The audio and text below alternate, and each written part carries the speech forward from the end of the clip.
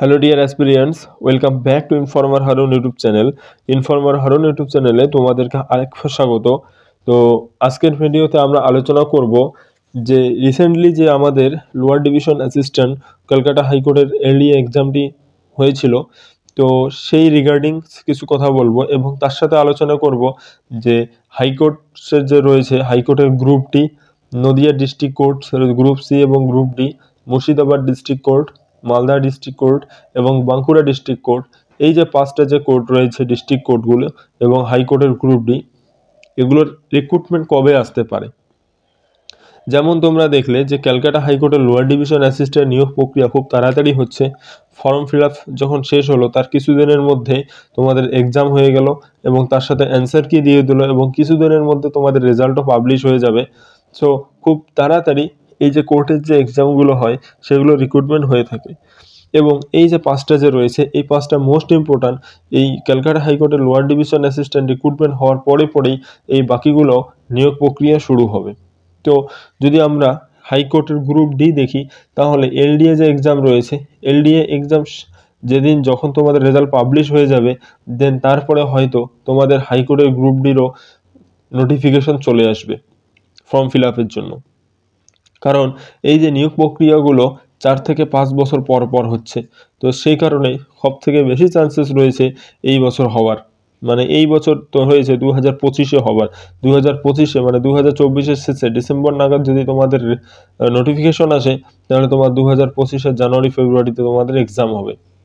দেন Nadia district court এর group C এবং group D.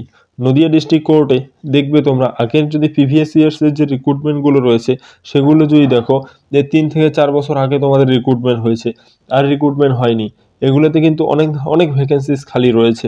তো সব থেকে বেশি চান্সেস রয়েছে খুব দ্রুত রিক্রুটমেন্ট প্রসেস নিয়ে আসার হচ্ছে Nadia district court group C এবং গ্রুপ ডি। তারপরে রয়েছে সেম ওয়েতে তোমাদের Murshidabad district court. Murshidabad district কোর্টেও সেম পরিস্থিতি রয়েছে এই সমস্ত কোর্টের মতোই, যে মুর্শিদাবাদ ডিস্ট্রিক্ট কোর্টেও খুব তাড়াতাড়ি তোমাদের জন্য রিক্রুটমেন্ট নিয়ে আসবে। তোমরা যারা যারা যে কোর্টটাকে সিলেক্ট করেছো এক্সাম দেওয়ার ভালোভাবে, তোমরা সেই ওরিয়েন্টেড তোমরা পড়াশোনা করো এবং প্রিভিয়াস ইয়ার্স যে রয়েছে পিওকিউ সমস্ত কোর্টের যে group C group D LDA যে এক্সামগুলো হয় সেগুলোর প্রিভিয়াস ইয়ার কোশ্চেন্স কালেকশনস করে তোমরা সেইভাবে প্রিপারেশন শুরু করো।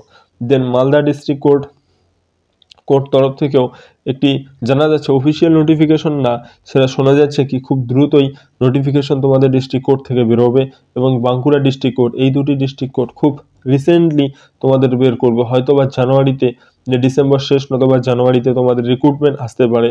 তো তার জন্য তোমরা খুব ভালোভাবে প্রিপারেশন নাও এবং তোমরা যারা প্রিপারেশন নিচ্ছ ভালোভাবে তোমরা প্রিপারেশন নাও।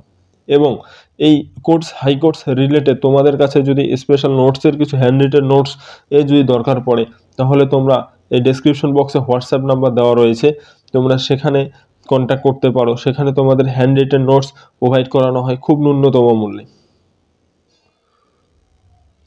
তো এই ছিল আজকের ভিডিওটি যদি ভালো লেগে থাকে তাহলে অবশ্যই লাইক করবে, শেয়ার করবে এবং চ্যানেলটিকে সাবস্ক্রাইব করো।